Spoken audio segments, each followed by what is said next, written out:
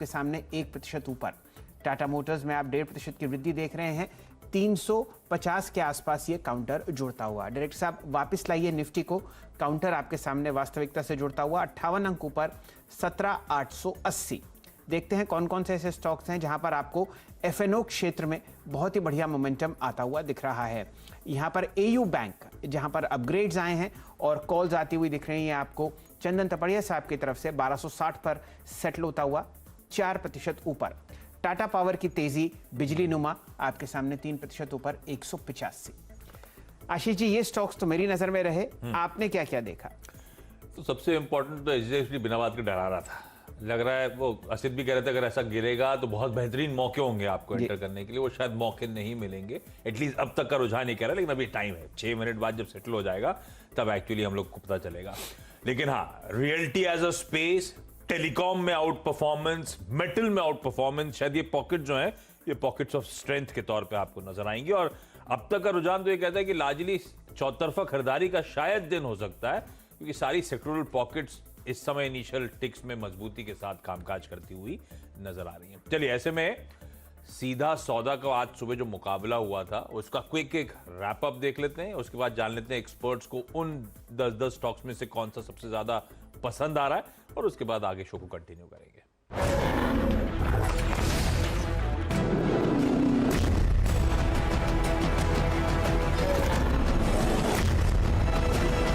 10 के 10 बल्लेबाज, लेकिन मिक्स सेट ऑफ कंपनीज है। शुरुआत वो अच्छा रेटिंग अपग्रेड आता हुआ, और एक्सपेक्ट कर रहा हूं कि बैंक्स थोड़ा सा आउट परफॉर्मेंस ईक आउट कर देंगे। एसजीएक्स 50 इंडिकेट नहीं करे तो स्क्रीन जरा वॉच आउट करिएगा, क्योंकि हैवी वेट्स हैं। एक्सिस बैंक, आईसीआईसीआई बैंक खरीदारी करने का मन। वेदांत अपने तमाम एक्सपोजर्स के चलते और खासतौर पे क्रूड एक्सपोजर के चलते आज फिर बाय, कल 1-1.5% का अपटेक आया था, आज ही कंटिन्यू कर रहा हूं टीम में।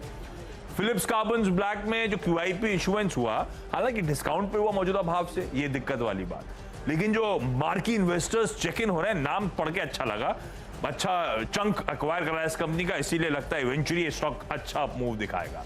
गोदरेज कंज्यूमर, मैरिको, क्योंकि जो क्वार्टरली अपडेट्स आए, डिसेंट क्वार्टरली अपडेट्स हैं, और जब एक्सिस आईसीसी बैंक जैसे हाई बीटाज उठाए थे तो थोड़ा सा डिफेंसिव की तरफ भी रखना चाहता था टीम। एमतार इसीलिए क्योंकि क्रिसिल का अपग्रेड आया। फोर्स मेटल्स के जो सितंबर बिक्री के आंकड़े डोमेस्टिक सेल्स में अच्छा 30% प्लस का जंप। रेमंड के रियलिटी प्लान्स अनवेल हुए, अच्छे लग रहे हैं पढ़ के, और केम्पला सनवार ने जो पहली छमाही के अपडेट्स दिए हैं वो स्ट्रॉन्ग है।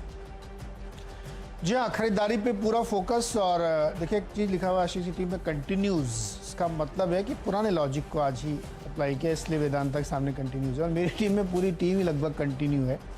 Oil India, HOEC, Selan, Asian Energy, Jindal Drilling, ये सब इसलिए क्योंकि क्रूड और गैस पे जो कल टीम बनाई थी वही लॉजिक आज भी है, क्योंकि और उससे ऊपर दाम चले गए हैं। क्रूड में 84 की तरफ, गैस में 6.5 की तरफ, तो इस वजह से मुझे लगता है इसमें फोकस रहना चाहिए। कल हमने कुछ केमिकल शेयर डाले थे, आज उसकी जगह कोल इंडिया और टाटा पावर है, तो यहाँ पे भी फोकस करिए। और भारतीय एयरटेल में जिस तरह से उनके राइट्स एंटाइटलमेंट को रिस्पॉन्स मिल रहा है, 40-40 लाख शेयर के फंड खरीद रहा है, तो मुझे लगता है भारतीय पे इसका इम्पैक्ट दिखेगा, तो इसलिए भारतीय को भी इसमें शामिल किया है।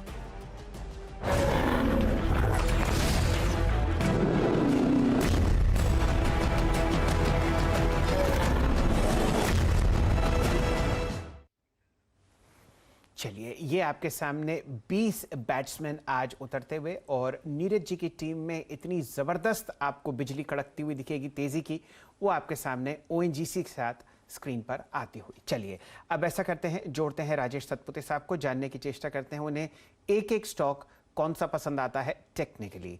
Rajesh ji, over to you. Shail ji, देखिए मैं सीधा सौदा की जो टीम है उसमें नीरज जी की टीम से शुरुआत करता हूं, जिसमें आज मुझे जो पर्टिकुलरली अच्छा लग रहा है वो है सेलान। सेलान इसलिए कि यहाँ पे मुझे याद है हमने 145 के आसपास इसको रेकमेंड करना शुरू किया, 2-3 बार इस पे बात हुई, 165 यानी 20 रुपए चला।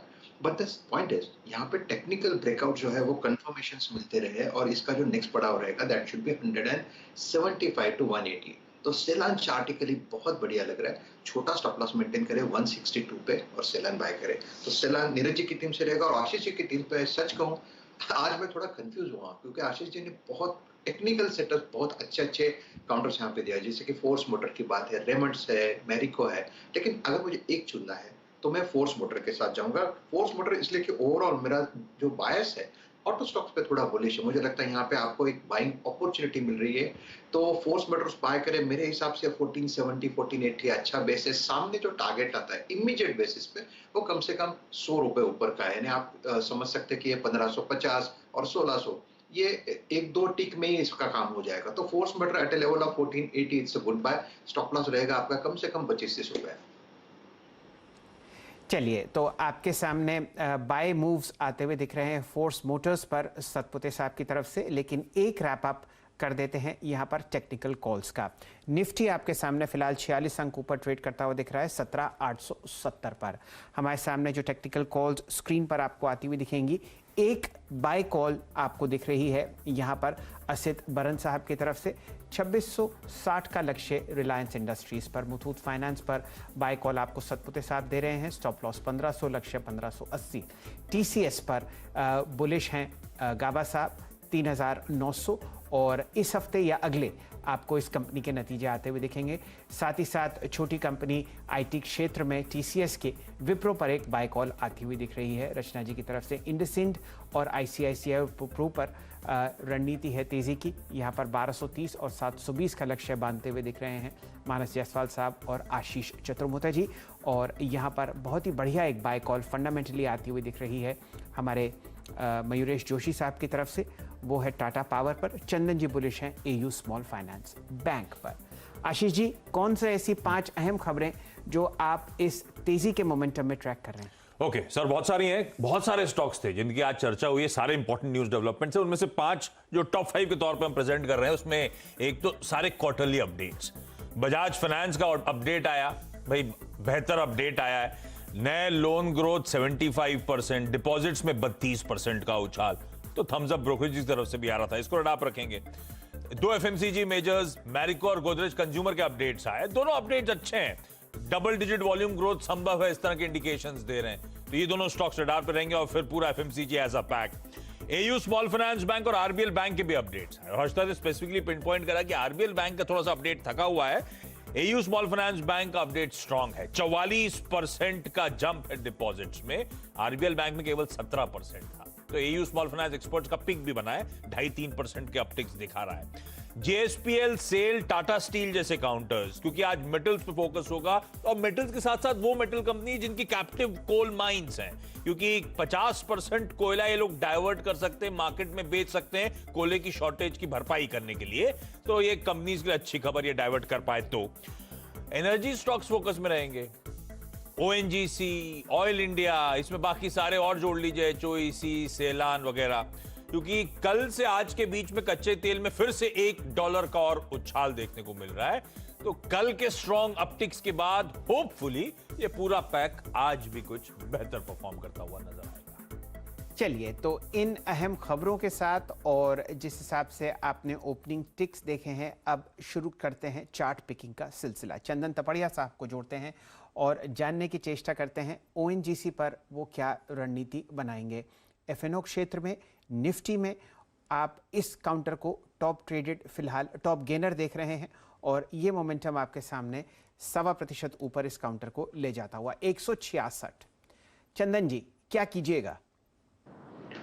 जी देखिए, क्रूड में जो उबाला आ रहा है वो ओएनजीसी के प्राइस को कंटिन्यूसली अपटिक दिखा रहा है, और इस स्टॉक ने कंटिन्यूसली अपना पिछले काफी दिनों का विनिंग स्ट्रिक के साथ में higher top higher bottom formation बने हैं। 151 एक मेजर रिट्रेसमेंट था, और उसके ऊपर हम 165 तक के लेवल की बात कर रहे थे, बट अब तो वो लेवल एक्सीड हो रहे हैं, तो आपके टारगेट यहाँ पे नए एक्सटेंड होंगे। गैप अप ओपनिंग के बाद भी काउंटर को पॉजिटिव बायस के साथ रखने की सलाह रहेगी। 161 का आप सपोर्ट रहेगा, ऊपर में आपको 180 तक एक्सटेंडेड टारगेट भी इस काउंटर में बनेंगे। ओके, तो ओएनजीसी के लिए भाई थम्स अप आता हुआ फिर से, स्टॉक में आप खरीदारी करके चलें। अच्छा, इस बीच एक और अपडेट आ रहा है कि जेएलआर की यूके सेल्स का अपडेट आ गया है, और वो 2 खबरें आज सुबह सुबह आई हुई। तो उसमें एक यूके सेल्स का अपडेट है, भाई 50-55% के आसपास यूके सेल्स गिरी हैं, लेकिन मेरे ख्याल से टाटा मोटर्स इन ग्रीन ही खुलने के इंडिकेशंस दे रहा है। दूसरा एमजीएल ने भी आज दरें सुबह बढ़ा दी। खैर, इन सिटी गैस डिस्ट्रीब्यूशन कंपनीज पे आगे आता हूं। टाटा मोटर्स पे क्विकली एक चेक ले लेता हूं। मानस, ये है तो बड़ा स्ट्रेंथ दिखाने वाला स्टॉक, और अपटिक्स हैं क्या इसमें बचे हुए? बिल्कुल अपटिक है। मेरे को तो ऐसा लगता है कि शायद यहाँ पर आपको 360-65 तक के स्तर में देखने को मिल सकते हैं आशीष जी। और देखिए ये एक ऐसा स्टॉक है कि जब तक ये 20 डे मूविंग एवरेज के ऊपर ट्रेड करता रहे 320 रुपए के ऊपर, हर गिरावट पे खरीदारी करके चलिए। तो कोई गिरावट देखने को मिले नेगेटिव न्यूज से चलते तो खरीदारी करिए, 320 रुपए का स्टॉप लॉस रखिए और कम से कम 360 365 के टारगेट सेट करिए। चलिए अब सिलसिला जारी है यहाँ पर स्टॉक पिकिंग का। रचना जी को जोड़ते हैं। नमस्कार रचना जी। कोल इंडिया 1% ऊपर खुलता हुआ 200 का आंकड़ा आपके सामने स्क्रीन पर। जब तक कि मैं ये देखूं कौन सा हाई लेवल यहाँ पर आता हुआ दिख रहा है, आप अपनी रणनीति सेट कीजिए इस काउंटर पर। जी, कोल इंडिया में definitely chart is very bullish और जब तक ये 194 सस्टेन करेगा तो ये 200 को क्रॉस करके 203 205 की तरफ जाता हुआ हमें फ्यूचर्स पे नजर आ सकता है। तो दिसंबर सन 2000 समझिए जनवरी सन 2020 का हाईएस्ट लेवल आपके सामने आता हुआ दिख रहा है कोल इंडिया पर, और यूं समझिए तो ये हो गए